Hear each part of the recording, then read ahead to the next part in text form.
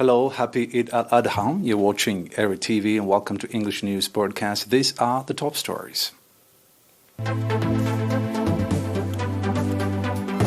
President of Federal Republic of Somalia arrives in Asmara. Eid al-Adha colorfully celebrated nationwide.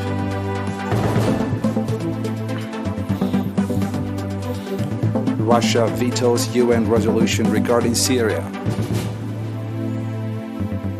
And Iran kicks off annual naval drill in Caspian Sea.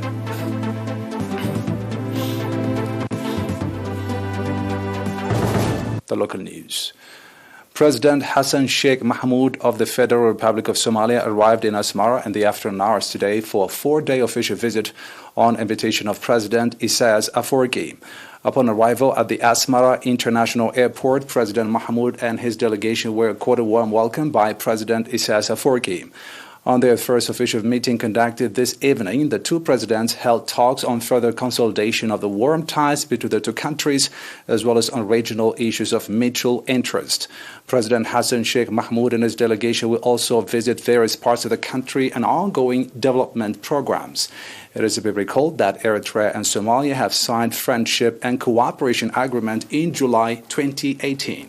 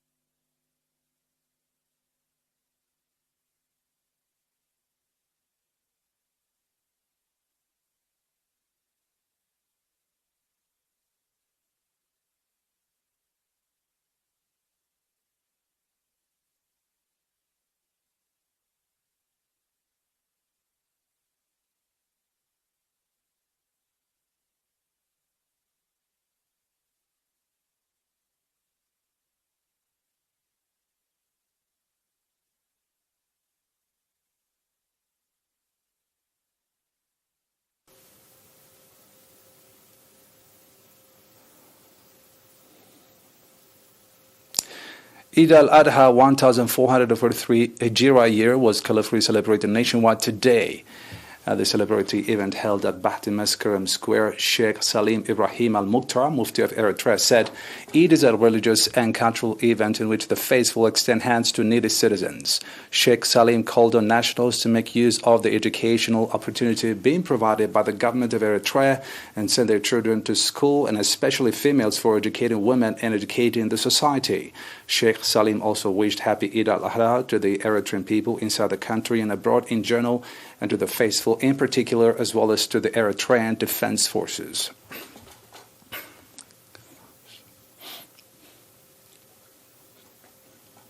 In its 61st commencement, Asmara Technical School today conferred diploma to 53 students. The 3 years training included general construction as well as survey and design. Congratulating the graduates for successfully completing their training, Mr. Samara Wareda, director of the school, called on the graduates to contribute their part in the nation-building process. Commended for the training opportunity they were provided, the graduates expressed conviction to live up to the people's and government's expectations, and that provided them the opportunity. Mr. Berhana Araya, director of administration and finance at the Technical and Vocational Training and Education Department, called on the graduates to develop their capacity, particularly, rather practically on the ground.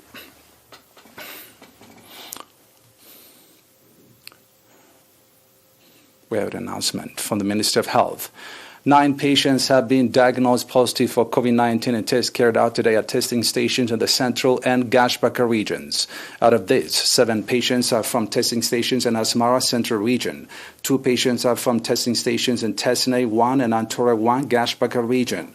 On the other hand, one patient who has been receiving medical treatment in hospital in the central region has fully recovered and has been discharged from the facility. The total number of recovered patients has currently increased to 9,696, while the number of deaths stands at 103. And the total number of confirmed cases in the country to date has increased to 9,824. Minister of Health, Asmara, July 9, 2022.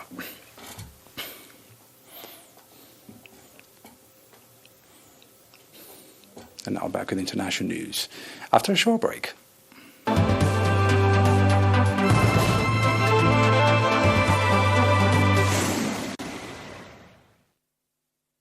Welcome back.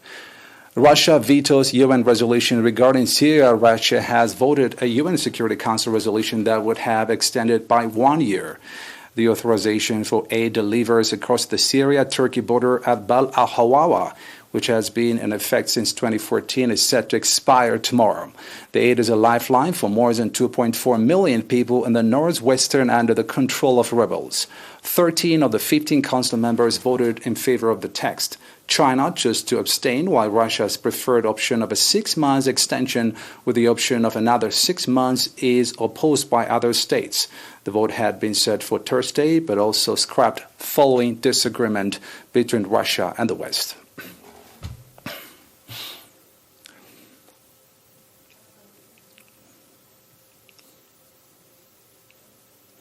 An Iranian Navy commander today announced the beginning of an annual naval exercise in the Caspian Sea. This according to the semi-official Mehr news agency. The 1401 Sustainable Security and Maritime exercise began with the participation of various units of the Navy, including missile launchers, sea-based helicopters and drones, electronic warfare systems, as well as rifle and ranger units. The two-day drill will be carried out on land, the air, and the sea to evaluate the performance of systems and employees and the transfer naval experience to the younger generation in the Caspian Sea. He described the Caspian Sea as a sea of peace and friendship between neighboring countries, adding that we will not allow anyone to disrupt the order and security of this water, quote-unquote. Deforestation of the Amazon rainforest in Brazil has hit a 6-year high. This is according to the National Space Agency. Some 3,988 square kilometers of land were cleared in the region between January and June. Last year, 3,088 square kilometers of the rainforest were destroyed during the same period. The Amazon plays an essential role in the planet's oxygen and carbon dioxide cycles, absorbing vast amounts of greenhouse gases from the atmosphere. Environmentalists blame the increasing levels of deforestation on Brazil's right-wing president Jair Bolsonaro, who has rolled back environmental protection at the COP26 climate change summit in Glasgow last year. More than 100 governments promised to stop or reverse deforestation by 2030.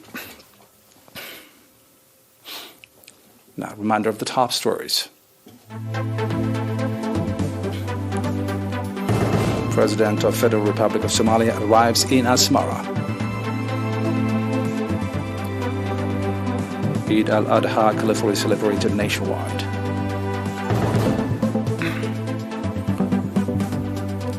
Russia vetoes UN resolution regarding Syria. And Iran kicks off annual naval drill in Caspian Sea.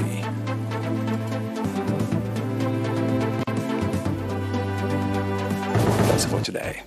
Thanks for watching.